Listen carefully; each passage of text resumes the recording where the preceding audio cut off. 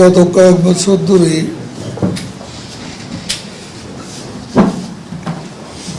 বাংলাদেশে ঈদ যাত্রা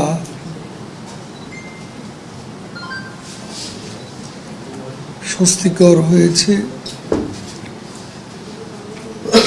মানুষ স্বস্তির সঙ্গে গত ঈদ উল ফিতরেও ঘরমুখ মানুষ ঈদ যাত্রায় স্বস্তি পেয়েছেন।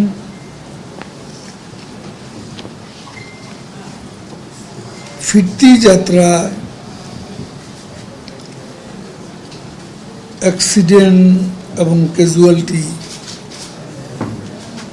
বেড়েছিল। আমরা এবার আরো বেশি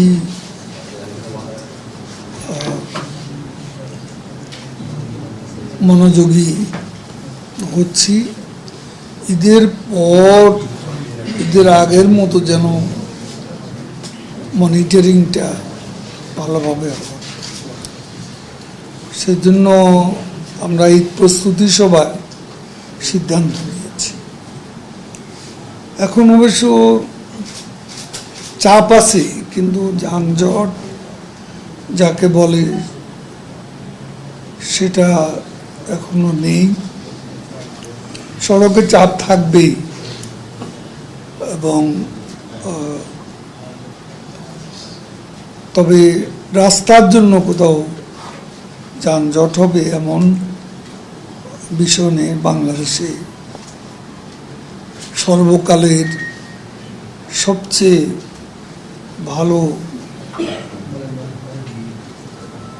সড়ক এখন শেখ হাসিনার সরকারের আমলে হয়েছে। কোরবানির ঈদের সময় পশুরা একটু সমস্যার সৃষ্টি করে, পশুবাহী গাড়িও রাস্তায় চাপ সৃষ্টি করে। আমরা এই বিষয়টা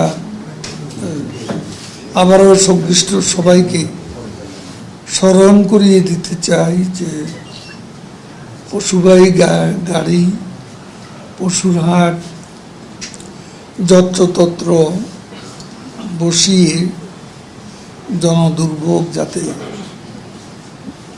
বাড়ানো না হয়।